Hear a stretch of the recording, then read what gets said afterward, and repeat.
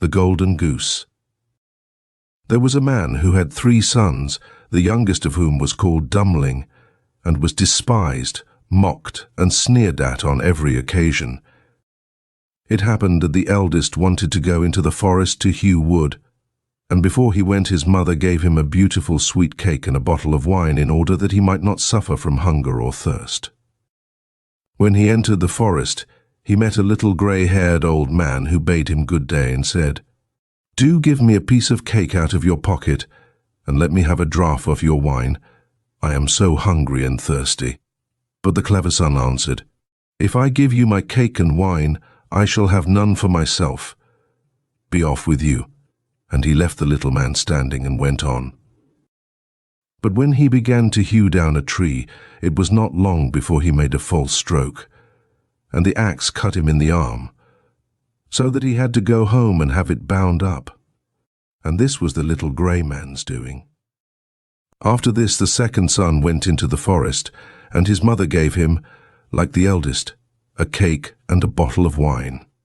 The little old grey man met him likewise, and asked him for a piece of cake and a drink of wine. But the second son, too, said sensibly enough, "What I give you will be taken away from myself. Be off." And he left the little man standing and went on. His punishment, however, was not delayed. When he had made a few blows at the tree, he struck himself in the leg, so that he had to be carried home. Then Dummling said, "Father, do let me go and cut wood." The father answered, "Your brothers have hurt themselves with it. Leave it alone. You do not understand anything about it." But Dummling begged so long that at last he said, "Just go then. You will get wiser by hurting yourself." His mother gave him a cake made with water and baked in the cinders, and with it a bottle of sour beer.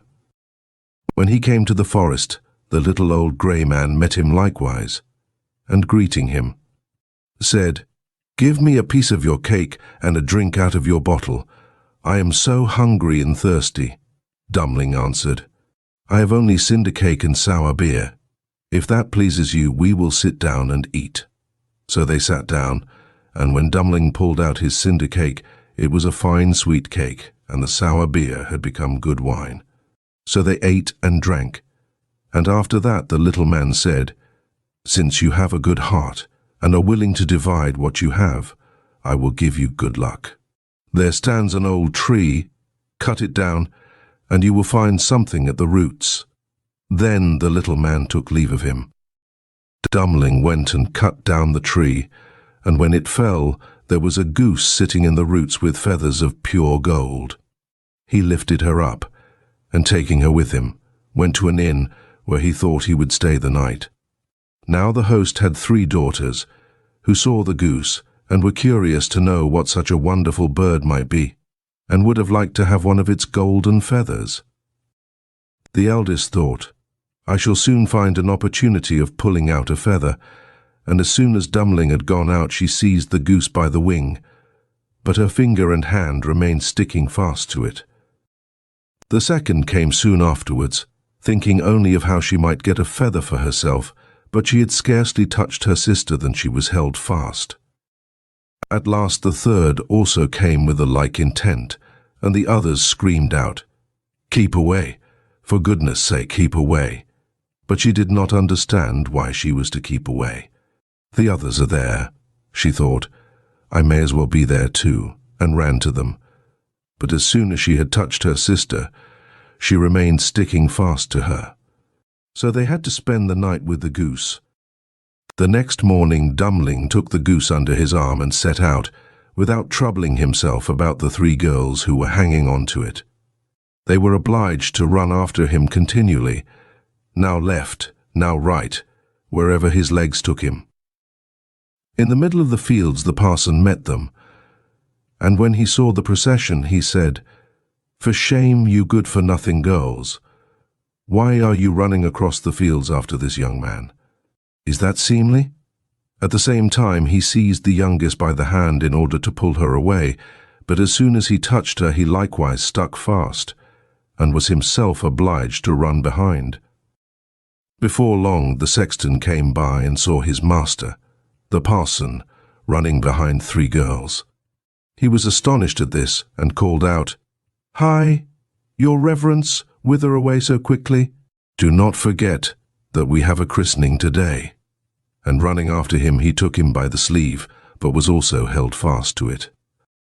Whilst the 5 were trotting thus one behind the other, 2 labourers came with their hoes from the fields.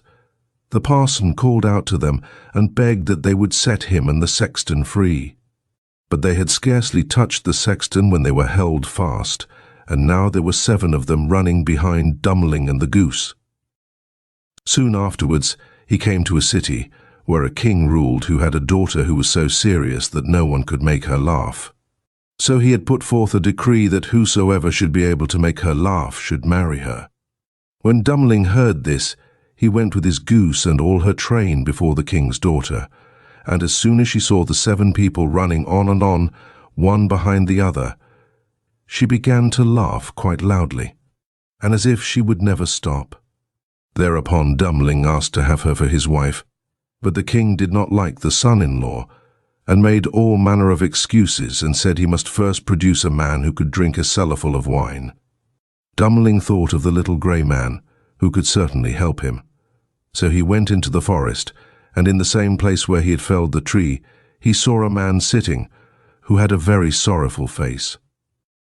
Dummling asked him what he was taking to heart so sorely, and he answered, "I have such a great thirst and cannot quench it. Cold water I cannot stand.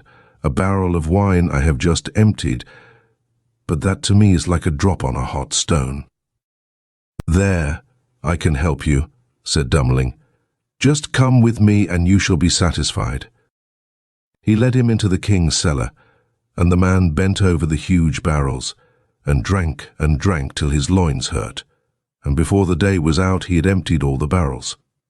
Then Dummling asked once more for his bride, but the king was vexed that such an ugly fellow, whom everyone called Dummling, should take away his daughter. And he made a new condition. He must first find a man who could eat a whole mountain of bread. Dummling did not think long, but went straight into the forest, where in the same place there sat a man who was tying up his body with a strap and making an awful face, and saying, "I have eaten a whole ovenful of rolls, but what good is that when one has such a hunger as I? My stomach remains empty, and I must tie myself up if I am not to die of hunger." At this Dummling was glad, and said, "Get up and come with me. You shall eat yourself full."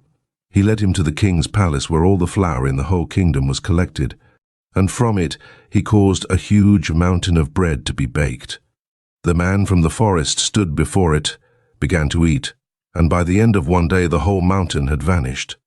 Then Dummling for the 3rd time asked for his bride. But the king again sought a way out, and ordered a ship which could sail on land and on water. "As soon as you come sailing back in it," said he, "you shall have my daughter for wife." Dummling went straight into the forest, and there sat the little grey man to whom he had given his cake. When he heard what Dummling wanted, he said, "Since you have given me to eat and to drink, I will give you the ship, and I do all this because you once were kind to me." Then he gave him the ship which could sail on land and water, and when the king saw that, he could no longer prevent him from having his daughter. The wedding was celebrated, and after the king's death, Dummling inherited his kingdom and lived for a long time contentedly with his wife.